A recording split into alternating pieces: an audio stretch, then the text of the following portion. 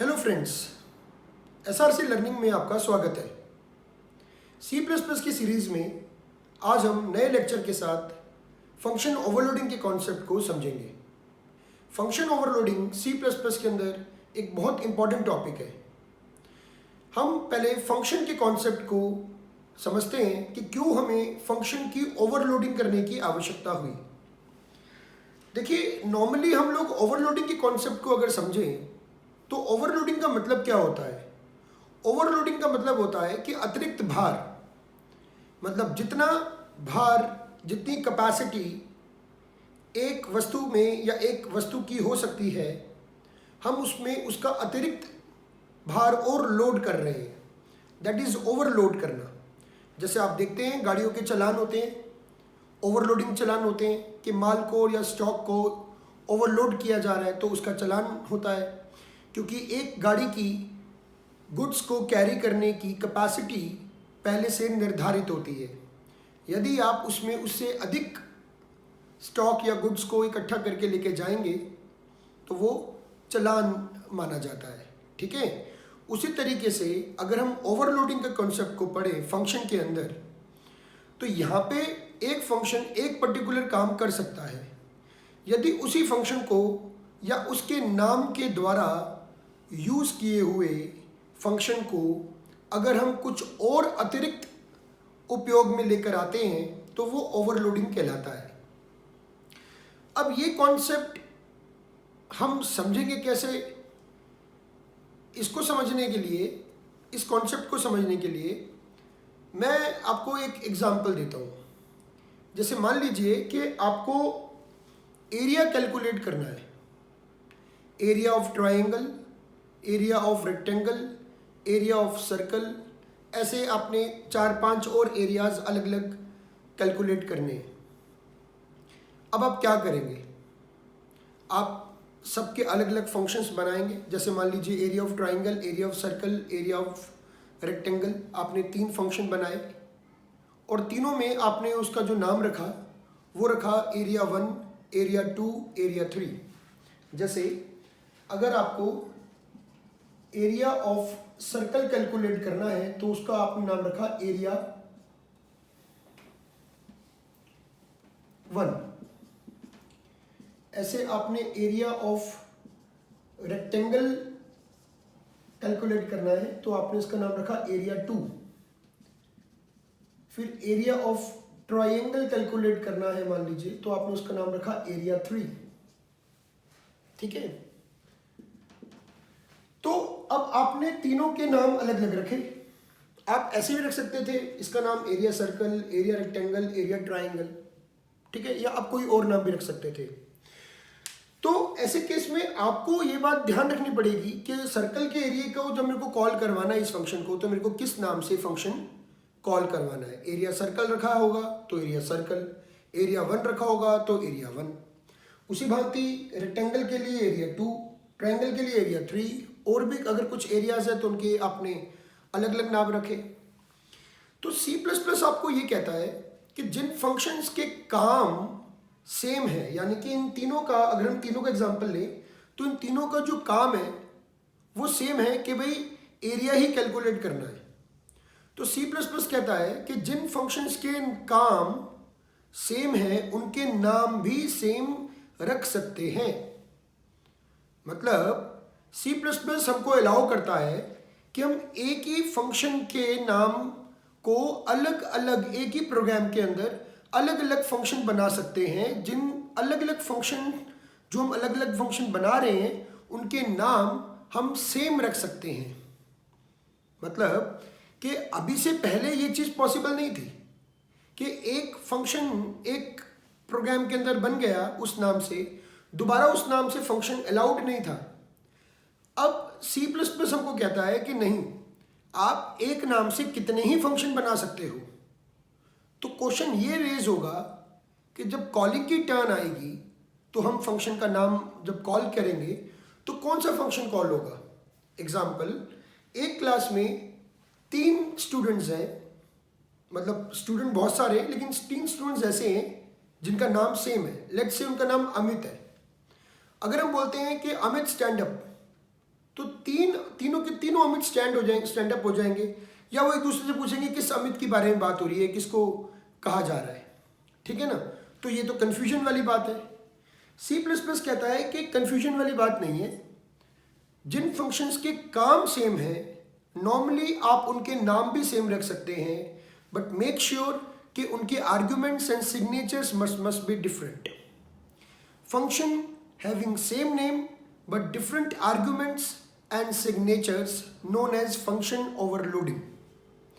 Function के भीतर के जो आर्ग्यूमेंट्स होंगे वो तीनों के भिन्न होने चाहिए और उनके रिटर्न टाइप भी भिन्न होने चाहिए, सिग्नेचर्स भिन्न होने चाहिए, तब हम ऐसा काम कर सकते हैं। मतलब हम एरिया ऑफ सर्कल का नाम भी एरिया रख सकते हैं, हम एरिया ऑफ रेक्टेंगल का नाम भी एरिया रख सकते हैं, हम एरिया ऑफ ट्रायंगल का नाम भी एरिया रख सकते हैं, बशर्ते कि उनका रिटर्न वैल्यू और उनके भीतर के जो आर्ग्यूमेंट्स हम देंगे वो अलग अलग होने चाहिए। तो हम नाम सेम रख सकते हैं। ये क्यों, ये क्या, इसका हमें लाभ क्या है? इसका लाभ है सिर्फ कन्वीनियंस। जब बड़े प्रोजेक्ट्स बनते हैं तो उसमें बहुत सारी ऐसी कैलकुलेशंस होती हैं जो सिमिलर टाइप की होती है on different variables, on different data, on different data. जैसे मान लीजिए मैंने आपको बोला कि हम इंटरेस्ट कैलकुलेट कर रहे हैं, अब इंटरेस्ट कैलकुलेट कर रहे हैं, अलग अलग लेवल पे अलग अलग लेवल का इंटरेस्ट कैलकुलेट हो रहा है। मान लीजिए आपकी एक कैपिटल फॉर्म है, आप अलग अलग लेवल पे इंटरेस्ट कैलकुलेट कर रहे हैं, आपको 10-15 तरीके के इंटरेस्ट कैलकुलेशन की फंक्शन बनाने हैं, तो उन सबके अलग अलग नाम रखने से अच्छा है आप एक ही नाम रख दीजिए सबका। कॉलिंग करने में कन्वीनियंस है, कॉलिंग करने में आपके लिए ईजी है। ठीक है ना, तो हमें पता है कि हमें एरिया ऑफ सर्कल कॉल करना है तब भी हमें एरिया कॉल करना है, एरिया ऑफ रेक्टेंगल कॉल करना है तब भी एरिया कॉल करना है, एरिया ऑफ ट्रायंगल कॉल करना है तब भी एरिया कॉल करना है। इट डजंट मीन कि तीनों के लिए एक फंक्शन है, मैं ऐसा नहीं बोल रहा हूँ। फंक्शन बनाने की जो मेहनत इसमें लगनी है वही उतनी लगनी है। इट जस्ट अ कन्वीनियंस कि आप नाम सेम रख दीजिए। आगे चल के हम एक कॉन्सेप्ट पढ़ेंगे टेम्पलेट्स इन C++, उसमें मैं समझाऊंगा इन तीनों के लिए यही फंक्शन मैं दोबारा करवा दूंगा उस केस में कि एक ही फंक्शन बनाएंगे एरिया नाम का जो तीनों तरीके के ऑपरेशंस को भी परफॉर्म कर सकता है। ठीक है ना, या इसमें नहीं तो दूसरे में ही, लेकिन टेम्पलेट में हमारे पास ऑप्शन होती है जेनरिक प्रोग्रामिंग या जेनरिक फंक्शन को परफॉर्म करने की, तो उसमें हम ये तीन अलग अलग फंक्शन की बजाय एक ही फंक्शन बनाएंगे जो हमारे मल्टीपल पर्पस सॉल्व करेगा। लेकिन यहाँ पे ऐसा हमें अलाउ नहीं है, यहाँ पे सिर्फ हमें जो अलाउ है वो ये है कि फंक्शन का जो नाम है वो हम सेम रख सकते हैं जिनके काम सेम है। ठीक है, तो फंक्शन ओवरलोडिंग, तो ओवरलोडिंग क्या है? ओवरलोडिंग देखिए, एक फंक्शन जो सर्कल कैलकुलेट कर रहा था वो रेक्टेंगल भी कैलकुलेट करेगा, ट्रायंगल भी कैलकुलेट करेगा, लेकिन उसको बनाना अलग अलग पड़ेगा। तो ये फंक्शन का जो नाम है ये बेसिकली ओवरलोडिंग को रिप्रेजेंट करता है। Function having same name but different arguments and signatures are known as function overloading। ठीक है,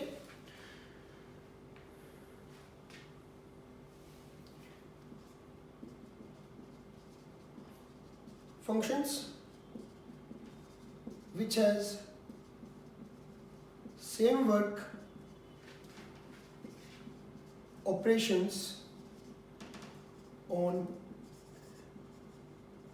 different data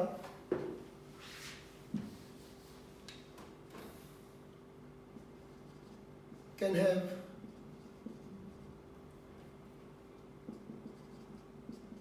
similar names। ये ओवरलोडिंग का बेसिक इंट्रोडक्शन है। अब हम इसका एक छोटा सा एग्जांपल बना के देखेंगे जिसमें हम इस पूरे कॉन्सेप्ट को अचीव करेंगे। ठीक है, इसको रब कर लेते हैं।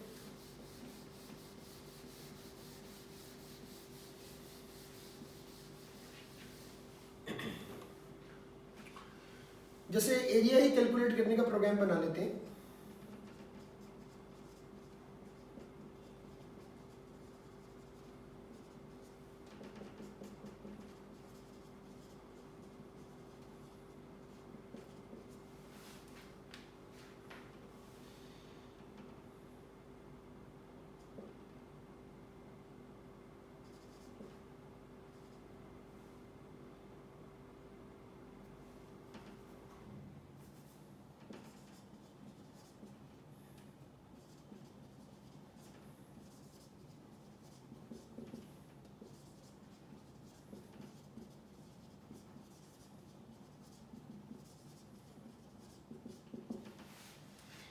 देखिए हम दो एरिया कैलकुलेशन का फंक्शन बना रहे हैं, एक एरिया ऑफ सर्कल जिसमें हमें केवल रेडियस पास करना होगा तो सिंगल आर्ग्यूमेंट है, और एक एरिया ऑफ रेक्टेंगल कर लेते हैं जिसमें लेंथ एंड ब्रेथ हमें भेजना पड़ेगा, तो दो पैरामीटर है। इनके भले ही रिटर्न टाइप सेम हो लेकिन इनके नंबर ऑफ आर्ग्यूमेंट्स डिफरेंट है। कोई एक चीज़ भी हो जाए, दोनों नहीं होनी चाहिए, जरूरी नहीं है ये चीज़ हो जाए या ये चीज़ हो जाए, ये सेम हो मान लीजिए लेकिन ये डिफरेंट हो तो भी चलेगा, ठीक है। मतलब आर्ग्यूमेंट्स भी डिफर कर सकते हैं या रिटर्न टाइप डिफरेंट हो सकते हैं, दोनों में से कोई एक हो वो भी चलेगा। अब हम प्रोग्राम बनाते हैं।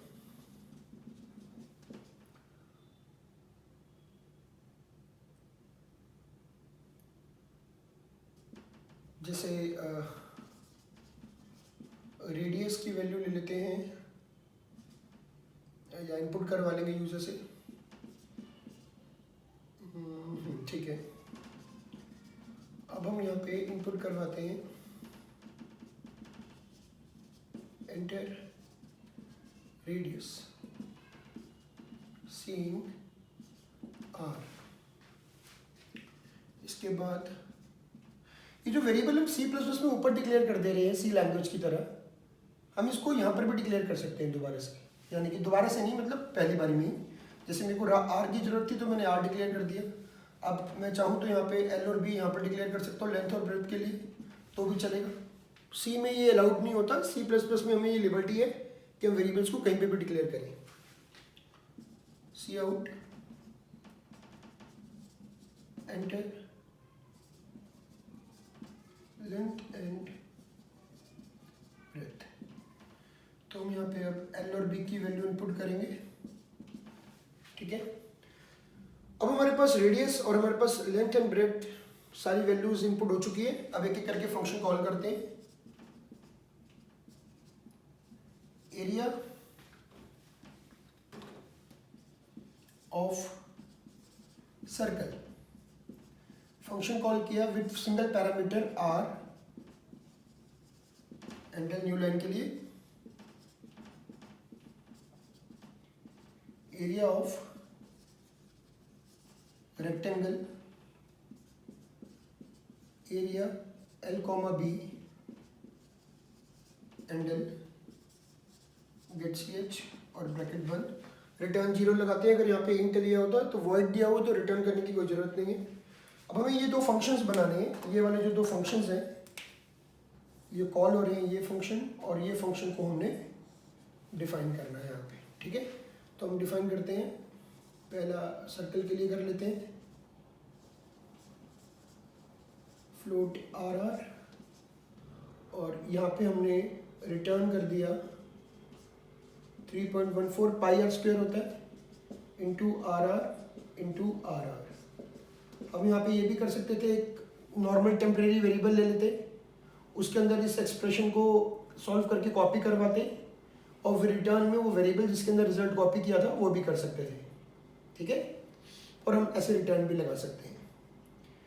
दूसरा फंक्शन है हमारे पास रेक्टेंगल के लिए, तो फ्लोट आई फ्लोट जे ले लिया, लेंथ एंड ब्रेथ के लिए return I into J, that's it, ठीक है। Now you press control F9, then you will find first कि आपसे पहले रेडियस इनपुट मांगेगा, नेक्स्ट आपसे लेंथ एंड ब्रेथ इनपुट मांगेगा, then you have the answer. There is no कोई error किसी प्रकार की नहीं है। Now you can see the C plus plus glory कि आप मल्टीपल फंक्शंस के नाम भी सेम रख सकते हैं जिनके काम सेम है on different data types, data values. Area R which call this one, area L B which call this one, but make sure कि आपके पास जो आपने डिक्लेयर किया है, ये डिक्लेरेशन है, ये डेफिनेशन है, ये कॉलिंग है, ये डिक्लेरेशन है, ये डेफिनेशन है मेन के बाद, ये कॉलिंग है, ठीक है। मैंने इसको ग्लोबल डिक्लेयर कर दिया। मेक श्योर कि आप फंक्शन को जब कॉल कर रहे हैं तो भीतर जो आर्ग्यूमेंट्स दे रहे हैं और जो आपने सेट किए हुए हैं वो उसके अनुरूप अनुसार ही होने चाहिए। कहीं कोई डिफरेंस आता है, जैसे मान लीजिए व्हेन यू लाइक आपने कॉल करवा दिया ऐसा फंक्शन कोई area R comma L comma B, तो भाई ये तो एरर है, ये एरर है। मान लीजिए आपके फंक्शन ऐसा कॉल करवाते हैं area R comma L comma B, तो अब ये फंक्शन क्यों एरर है? क्योंकि आपने कोई 3 पैरामीटर वाला एरिया बनाया नहीं है भाई। आपने एक पैरामीटर मतलब आर्गुमेंट, आपने एक आर्गुमेंट और 2 आर्गुमेंट वाला एरिया बनाया हुआ है, 3 आर्गुमेंट वाला एरिया नहीं बनाया हुआ, ये कॉल कर देगा फंक्शन को। बनाया होता तो इट कॉल्स इट, ठीक है ना। तो ये तो चलेगा नहीं। एक मैं आपका और मिथ दूर कर दे रहा हूं, आप ये बिल्कुल मत समझिएगा कि ऊपर मैंने पहले डिक्लेयर किया है सिंगल आर्गुमेंट वाला तो सिंगल आर्गुमेंट वाला ही बनाना है। ये ऑलरेडी मैं सी लैंग्वेज के फंक्शन के टॉपिक्स के अंदर कवर कर चुका हूं कि आप फंक्शन इसको नीचे और इसको ऊपर भी बना सकते हो, तब भी कोई कॉलिंग और कोई रिजल्ट में फर्क नहीं पड़ने वाला। फंक्शन डिफाइन होना चाहिए, चाहे वो सीक्वेंस में हो या फिर सीक्वेंस में ना हो। ऐसा कोई मैंडेटरी नहीं है कि आप जिस फंक्शन को पहले कॉल कर रहे हो उसको पहले बनाना ज़रूरी है, ऐसा बिल्कुल भी नहीं है। जिसको डिक्लेयर कर रहे हो उसको पहले बनाना ज़रूरी है, ऐसा भी नहीं है। आप इसको नीचे और इसको ऊपर भी बना सकते हो, तब भी it will okay and it will fine, ठीक है। तो ये मैंने बनाया है एरिया कैलकुलेशन करने का फंक्शन ओवरलोडिंग के साथ, ठीक है। अब आप लोगों के लिए एक मैं छोटा सा टास्क दे रहा हूं, अगर आप कर सको तो आप स्वैपिंग का बनाइएगा, जिसमें आप 2 इंटीजर, 2 फ्लोट और 2 कैरेक्टर की स्वैपिंग करेंगे। 2 इंटीजर, 2 फ्लोट और 2 कैरेक्टर वैल्यू की स्वैपिंग करेंगे। Call by value, call by reference आप पढ़ लीजिएगा, तो पॉइंटर का यूज करके आप बनाइएगा, ठीक है। मैं इसको रब कर दे रहा हूं। मैं दोबारा से एक बारी आपका होमवर्क का टास्क लिख रहा हूं। क्वेश्चन है write a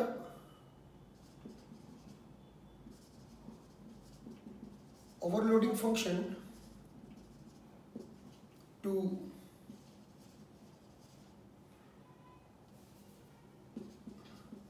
swap 2 integers, 2 float values and 2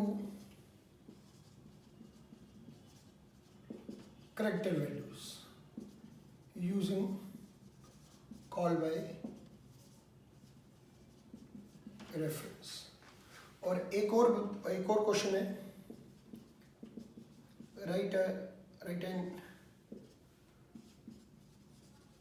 overloading